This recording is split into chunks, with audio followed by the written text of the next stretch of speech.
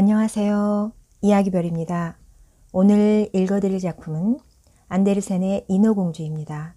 인어공주는 디즈니 애니메이션 덕분에 많은 분들이 알고 계시죠.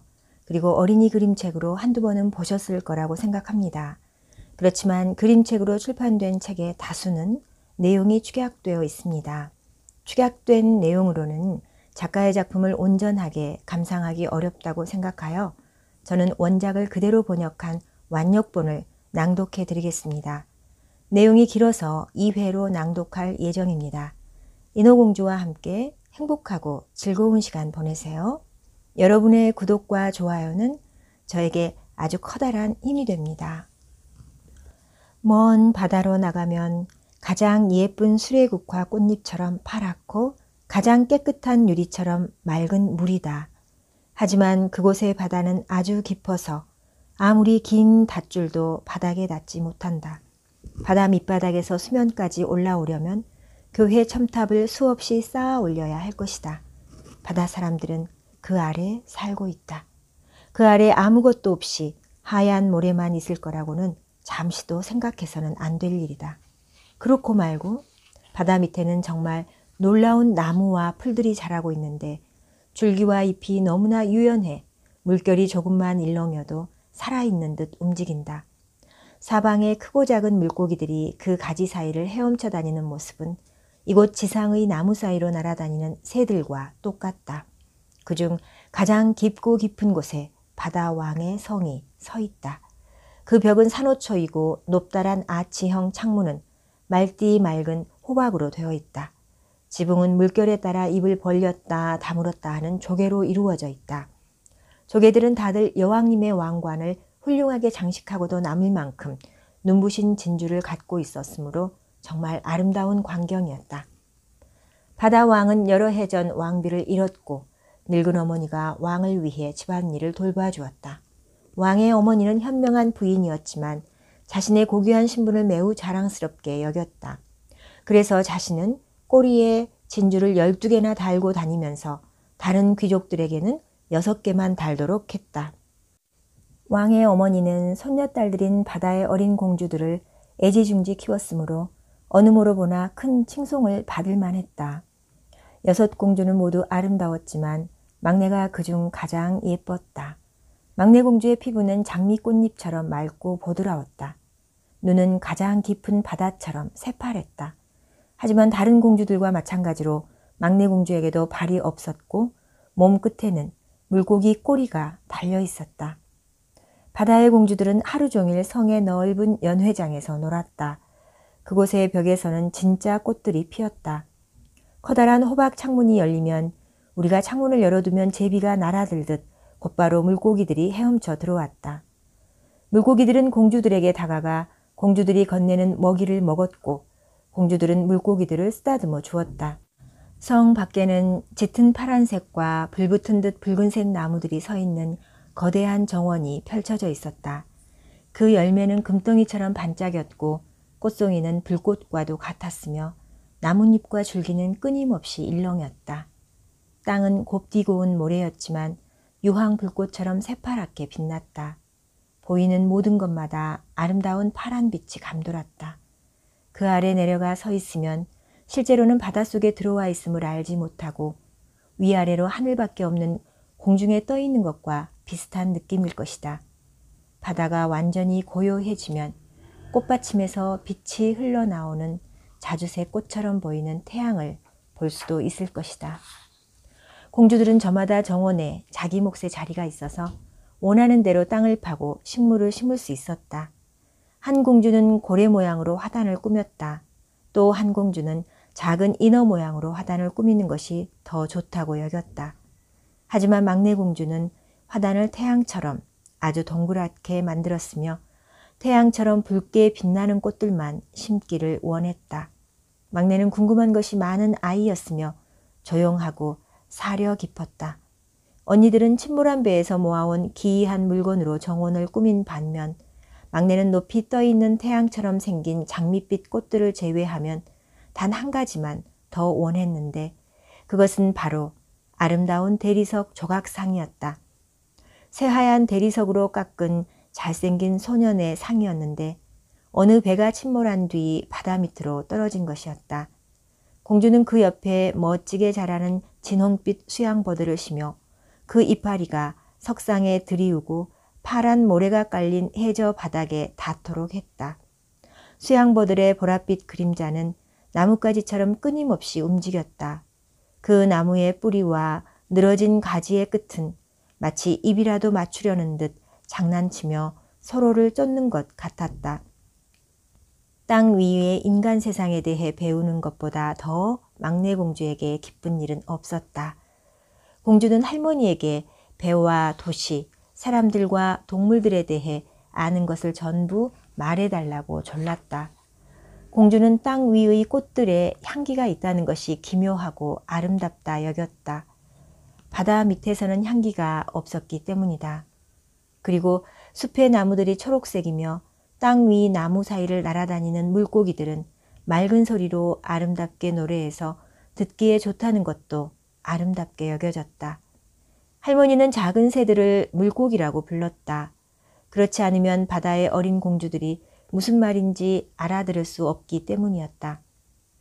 너희들이 15살이 되면 물 위로 헤엄쳐 올라가 달빛 아래 바위에 걸터 앉아 커다란 배들이 지나가는 것을 구경해도 된단다. 할머니가 공주들에게 말했다. 숲과 도시를 구경할 기회도 갖게 될 거다. 다음 해가 되면 자매 중 하나가 15살이 될 테지만 그들은 모두 1살 터울로 태어났기 때문에 막내가 이곳 세상이 어떤지 보려고 바다 밑에서 올라오려면 5해를 꼬박 기다려야 했다. 하지만 자매들은 모두 자신이 본 것과 처음 올라가 본 것 중 무엇이 가장 좋았는지 이야기해 주기로 약속했다. 할머니가 이야기해 준 것만으로는 충분하지 않았고 그들이 알고 싶은 것은 너무나 많았다. 말 없고 생각이 많으며 또 가장 오래 기다려야 하는 막내는 간절한 마음으로 물 위로 올라갈 때를 기다렸다. 밤이면 인어공주는 창문을 열어놓고 물고기들이 지느러미와 꼬리를 흔들며 지나가는 짙은 청색의 바닷물을 올려다보곤 했다. 공주는 비록 희미하긴 하지만 달과 별들을 볼 수 있었다. 물속에서 보면 달과 별은 우리 눈에 보이는 것보다 훨씬 더 크게 보였다. 검은 구름이 별 아래를 지나가면 공주는 그것이 머리 위로 헤엄치는 고래나 많은 승객을 태운 배라고 생각했다. 배에 탄 사람들은 뱃머리를 향해 하얀 팔을 벌린 어여쁘고 작은 인어공주가 그 아래서 기다리고 있다는 것을 상상도 하지 못했다. 맏언니인 공주가 15살이 되자 물 위로 헤엄쳐 올라갈 수 있게 되었다. 돌아온 맏언니는 온갖 이야기를 가지고 왔다. 가장 아름다운 순간은 바다가 잔잔할 때 달빛 비추는 해변 모래톱에 누워 있을 때였다고 했다. 거기서 불빛이 수백 개의 별처럼 빛나는 도시를 볼 수 있었다. 마차와 사람들이 움직이는 소리와 음악 소리가 들려왔다. 교회의 탑과 종각이 보였고 교회 종소리가 들렸다. 하지만 그 모든 놀라운 것에 가까이 갈 수 없었으므로 그것들을 더욱 간절히 원하게 되었다. 오, 막내는 그 이야기를 얼마나 열심히 들었는지 모른다. 그리고 그날 저녁 창문을 열어놓고 어두운 바닷물 위를 올려다보던 막내 공주는 바삐 움직이는 대도시를 떠올리고 울려 퍼지는 교회 종소리를 상상해 보았다. 이듬해가 되자 둘째 언니가 물 위로 올라가 원하는 곳으로 갈 수 있게 되었다. 둘째 언니는 해가 막 지고 있을 때 수면에 닿았고 그것이 가장 아름다운 광경이라고 전했다. 하늘 전체가 금빛으로 뒤덮였고 진홍빛과 자줏빛 색조를 띤 구름이 머리 위로 지나갈 때 얼마나 아름다웠는지는 말로 다 표현할 수 없었다. 구름보다 더 빠른 속도로 백조 한 무리가 지는 해를 향해 길고 하얀 면사포 같은 모습으로 날아갔다. 둘째 언니는 그쪽으로 헤엄쳐 갔지만 곧 해는 지고 그 장밋빛은 바다와 구름이 삼켜버렸다. 또 한 해가 지나갔고 셋째 언니가 물 위로 헤엄쳐 올라갔다. 셋째 언니는 가장 대담한 아이라서 바다로 흘러드는 넓은 강을 거슬러 헤엄쳐 올라갔다. 그녀는 포도 덩굴로 덮인 아름다운 초록 언덕과 근사한 숲 속에 자리 잡고 있는 성과 저택을 볼 수 있었다. 새들의 노랫소리도 들렸다. 너무나 뜨거운 태양에 달아오른 얼굴을 식히기 위해 그녀는 종종 물속으로 들어가야 했다. 뒤쪽 구석에서 그녀는 인간 아이들 한 무리가 벌거벗고 물속에서 뛰어다니는 것을 보았다. 그녀는 아이들과 놀고 싶었지만 아이들은 겁에 질려 달아났다. 그러더니 조그만 검은 동물이 나타났다. 개였는데 그녀는 처음 보는 동물이었다. 그 동물이 그녀를 향해 너무 사납게 지저대서 그녀는 겁을 먹고 바다로 향했다. 하지만 그녀는 웅장한 숲과 초록 언덕, 꼬리가 없어도 헤엄칠 줄 아는 귀여운 아이들을 잊지 못했다. 넷째 언니는 그렇게 용감하지 못했다. 그녀는 먼 바다에 머물러 있었고 거기가 가장 아름다운 곳이라고 했다. 사방을 멀리까지 볼 수 있었고 하늘은 커다란 유리종 같았다. 그녀는 배들을 보았지만 너무 멀리서 봐 마치 갈매기 같았다. 돌고래들이 파도에서 장난쳤고 거대한 고래들은 콧구멍으로 물을 너무나 세게 뿜어대는 바람에 100개의 분수에 에워싸인 것 같았다. 그리고 다섯째 언니의 차례였다. 다섯째 언니의 생일은 겨울이었으므로 다른 공주들이 첫 나들이에서 보지 못한 것을 보았다. 바다는 녹색으로 변해 있었고 커다란 빙산들이 떠다녔다. 빙산 하나하나는 마치 진주처럼 보였지만 그래도 인간이 지은 교회 첨탑보다 더 컸다. 몹시 환상적인 모양으로 나타난 그것은 다이아몬드처럼 반짝였다. 그녀는 가장 큰 빙산 하나에 앉아서 그것들을 구경했는데 배들은 모두 겁에 질려 멀찌감치 피해 재빨리 지나갔다. 그녀는 바람에 긴 머리를 나부끼며 앉아 있었다.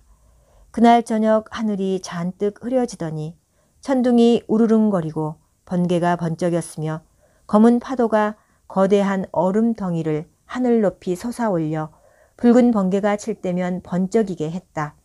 모든 배들은 돛을 접었지만 그 공포와 불안 속에서 인어는 떠가는 빙산에 가만히 앉아 빛나는 바다로 굽이굽이 떨어지는 파란 번개를 구경했다. 자매 가운데 누구든 처음으로 물 위에 닿으면 그곳에 여러 가지 새롭고 아름다운 것들을 보고 기뻐했다. 하지만 공주들이 나이가 들고 원하는 만큼 자주 물 위로 올라갈 수 있게 되면서 관심을 잃기 시작했다. 그들은 집으로 돌아오고 싶었고 한 달이 지나고 나면 물밑 세상이 정말로 훨씬 더 좋다고 했다. 집에 있으면 몹시 편안하기 때문이었다. 밤이면 다섯 언니들은 서로 나란히 팔짱을 끼고 물 밖으로 올라가곤 했다. 그들은 어떤 인간보다 아름다운, 듣기 좋은 목소리를 갖고 있었다. 폭풍우가 거칠게 불고 난파가 예상될 때면 언니들은 배 앞으로 헤엄쳐 나가 바다 깊은 곳에 즐거움을 노래하며 유혹하곤 했다. 그들은 선원들에게 바다 밑으로 내려오는 것을 겁내지 말라고 했지만 선원들은 그들이 부르는 노래 가사를 이해하지 못했다. 그들은 노랫소리가 폭풍우 소리라고 여겼다. 인어들이 약속한 아름다움도 보지 못했다. 배가 침몰하면 선원들은 물에 빠지고 바다왕의 궁전에 도착할 무렵에는 이미 죽어버렸기 때문이다. 그날 저녁 언니들이 팔짱을 끼고 바다 위로 올라갔을 때 막내는 혼자 남아 언니들을 바라만 보고 있었다. 울 수만 있다면 울었겠지만 눈물을 흘릴 수 없는 인어들은 우리보다 더 괴로움을 겪는다. 아, 나도 15살만 되었다면. 인어공주는 이렇게 말하곤 했다. 나는 저 위의 세상과 거기 사는 사람들을 사랑하게 될 텐데. 마침내 막내 공주도 15살이 되었다. 자, 이제 곧 너도 혼자서 돌아다닐 수 있을 거다. 공주의 할머니가 이렇게 말했다. 이리 오렴. 너도 언니들처럼 꾸며주마. 그러더니 할머니는 막내 공주의 머리에 하얀 백합 화관을 씌워주었다. 꽃잎 하나하나가 진주 반쪽이었다. 할머니는 공주의 꼬리에 커다란 진주 8개를 매달아 높은 신분을 알리도록 했다. 아야, 너무 아파요. 막내 공주가 말했다. 그럼 예뻐지려면 대가가 필요한 법이지. 할머니가 대답했다. 인어공주는 온갖 장식을 털어버리고 무거운 화관을 빼버리고 싶은 마음이 간절했다. 정원에서 키우는 붉은 꽃들이 인어공주에게는 훨씬 더 잘 어울렸을 테지만 감히 아무것도 바꾸지 못했다. 다녀오겠습니다. 공주는 이렇게 말하고 수면으로 올라가는 공기방울처럼 빠르고 밝게 헤엄쳐 나갔다.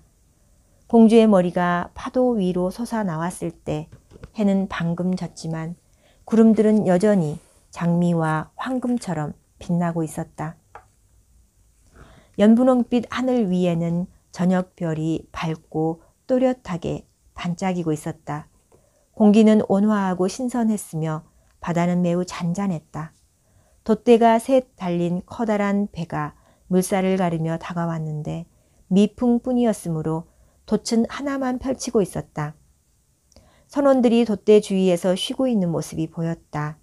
갑판에서는 음악소리와 노랫소리가 들려왔고 어두워지자 색색의 등불 수백 개가 켜졌다. 그것은 마치 바람에 만국기가 펄럭이는 것처럼 보였다. 인어공주는 선실 창문가로 헤엄쳐 다가가서 파도에 몸이 떠오를 때마다 맑은 유리창으로 우아한 옷을 입은 사람들의 무리를 볼 수 있었다. 그들 가운데에는 눈동자가 검고 가장 잘생긴 어린 왕자가 있었다. 왕자는 16살이 안 되어 보였다. 그날은 그의 생일이었고 그래서 파티가 벌어진 것이었다. 어린 왕자가 선원들이 춤추던 갑판으로 나오자 100개도 넘는 불꽃이 하늘로 솟아올랐다. 불꽃이 하늘을 대낮처럼 밝게 비추었고 인어공주는 너무 놀라 다시 물속으로 들어갔다. 하지만 공주는 재빨리 고개를 다시 내밀었다. 마치 하늘의 별들이 전부 그녀에게 떨어지는 것 같았다. 인어공주는 그런 불꽃놀이를 본 적이 없었다. 커다란 태양들이 주위를 빙빙 돌았고 화려한 불꽃 물고기들이 파란 하늘을 가로지르며 날아다녔으며 그 광경이 전부 맑고 잔잔한 바다에 반사되었다. 선체는 어찌나 밝게 빛나고 있었는지 그곳 사람들뿐만 아니라 작은 밧줄 하나까지도 다 보였다. 어린 왕자는 너무나 늠름해 보였다. 왕자는 모두와 악수를 나누고 상쾌한 밤 공기 속에 흐르는 음악에 맞추어 웃기도 하고 미소를 짓기도 했다. 밤이 늦었지만 인어공주는 그 배에서 혹은 잘생긴 왕자에게서 떨어져 나올 수가 없었다. 색색의 등불은 오래전에 꺼졌다. 불꽃놀이도 끝난 뒤였으며 대포 쏘기도 멈췄다. 이제 바다 저 밑에서 뒤척이며 내는 신음소리가 들렸다. 그래도 인어공주는 선실 안을 들여다볼 수 있도록 넘실대는 파도를 타며 물 위에 올라와 있었다. 돛이 하나씩 바람을 받으면서 배에 속도가 붙기 시작했다. 파도가 점점 높아졌다. 먹구름이 하늘에 드리웠다. 멀리서 번개가 번쩍였다. 무시무시한 폭풍우가 다가오고 있었고 선원들이 돛을 접는 사이 커다란 배는 성난 바다에서 흔들리며 질주했다. 파도가 거대한 검은 산처럼 점점 더 높아져 돛대를 꺾어버릴 것 같았다. 배는 파도 사이에서 백조처럼 추락했다가 다시 그 거품 가득한 꼭대기로 치솟았다. 인어공주는 그렇게 빨리 항해한다면 재미있겠다고 생각했지만 선원들은 그렇게 생각하지 않았다. 배는 신음소리를 내며 삐걱거렸다. 배에 부딪혀오는 엄청난 바닷물에 튼튼한 널빤지도 부서졌다. 돛대는 갈대처럼 둘로 쪼개졌다. 갑판 아래 창고에 물이 쏟아져 들어오자 배가 한쪽으로 기울었다. 인어공주는 문득 배가 정말 위험하다는 것을 깨달았다. 공주 자신도 바다로 쏟아지는 들보와 부서진 조각을 조심해야 했다. 한순간 사방이 너무 어두워서 아무것도 보이지 않았지만 다음 순간 번쩍이는 번개가 모든 것을 비춰주어서 공주는 갑판의 사람들을 알아볼 수 있었다. 모두 자기 몸을 지키려고 했다. 어린 왕자를 찾고 있던 공주는 배가 두 동강이 나기 직전 왕자가 바닷물 속으로 사라지는 것을 보았다. 처음에 공주는 왕자가 드디어 자신의 세계에서 살 수 있으리라 생각했기 때문에 몹시 반가웠다. 하지만 인간은 물속에서 살 수 없으며 죽은 사람만이 아버지의 궁전에 내려올 수 있다는 사실을 공주는 깨달았다. 아니, 왕자가 죽어서는 안 된다. 공주는 물 위에 떠다니는 들보와 판자 사이로 위험을 무릅쓰고 뛰어들었다. 깊이 잠수에 들어갔다가 파도 속에서 다시 나온 공주는 마침내 왕자를 발견했다. 왕자는 기운을 잃고 거친 파도 속에 겨우 떠 있었다.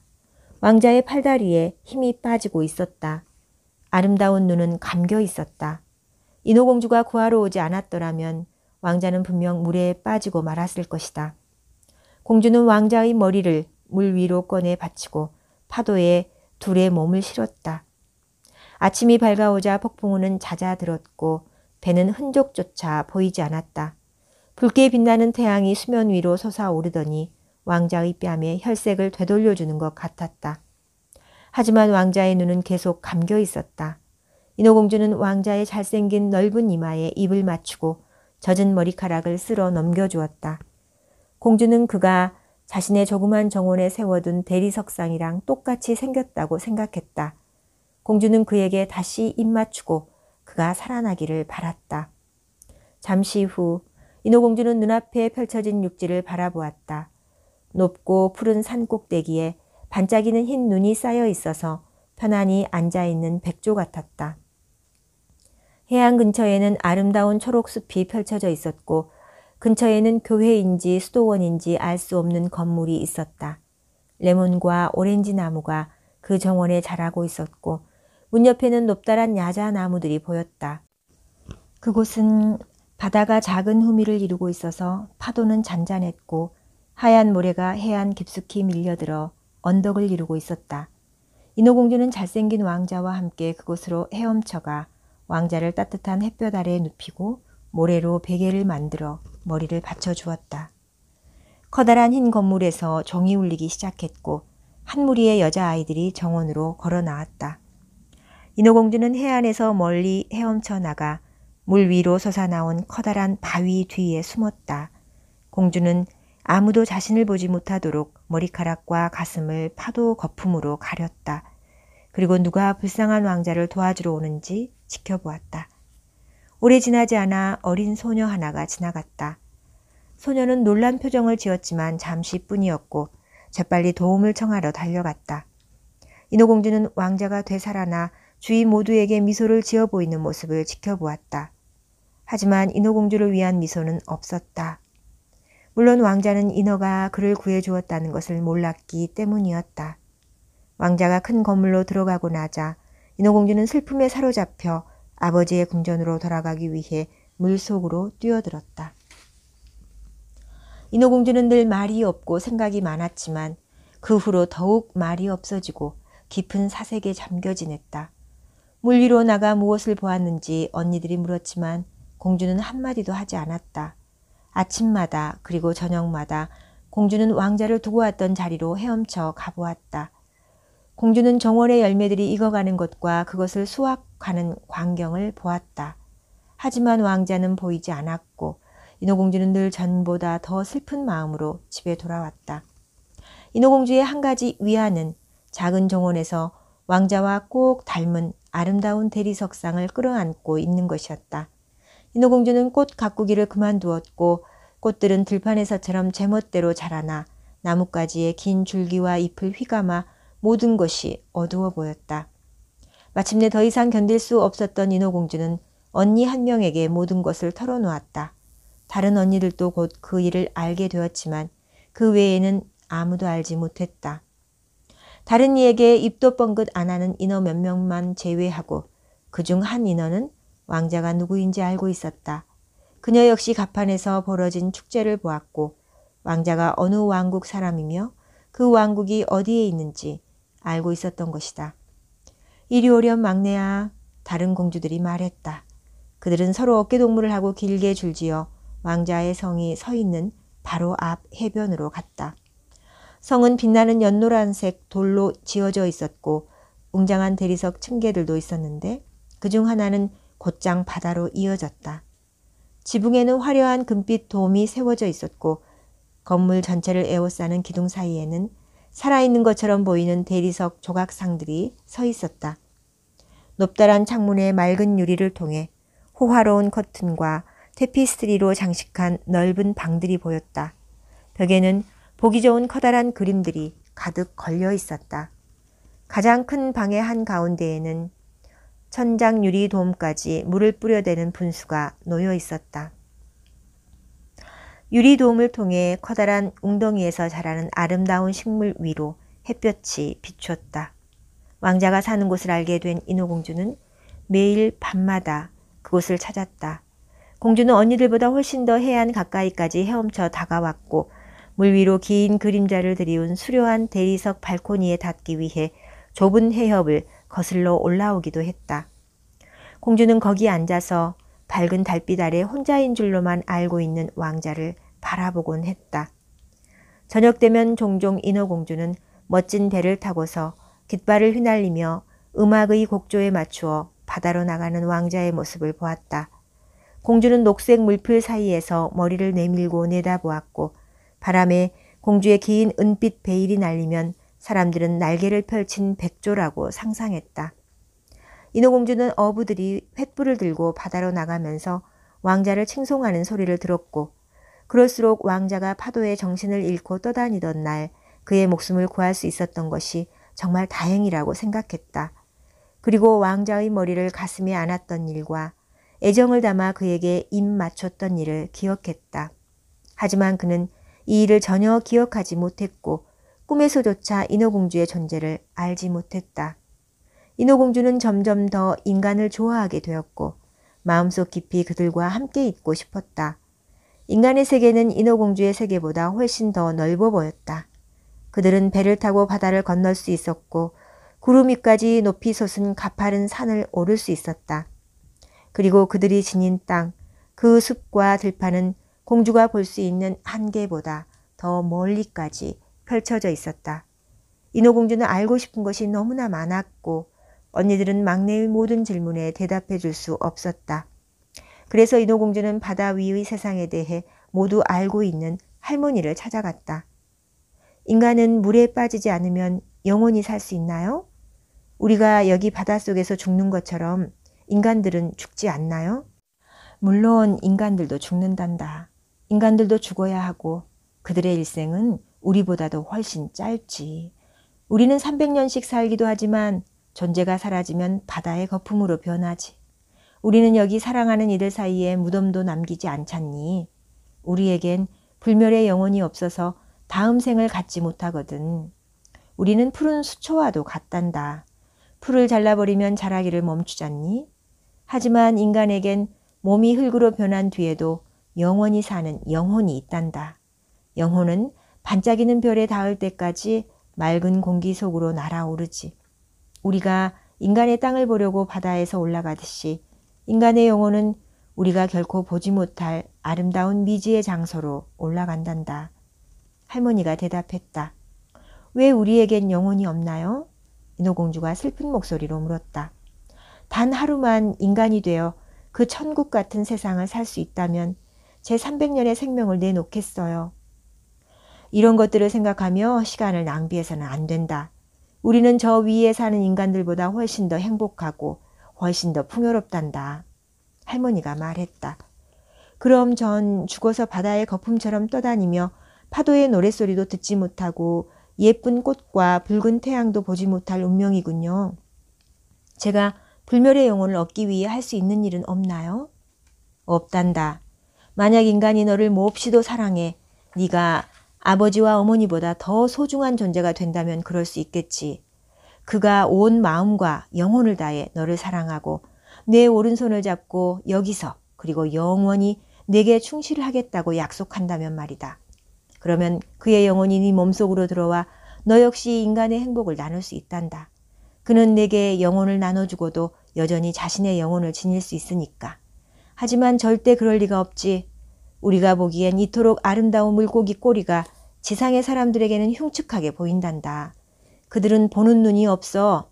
저 위에서 아름다워지려면 너는 달이라고 부르는 꼴사나운 기둥 2개를 가져야 한단다. 할머니가 말했다.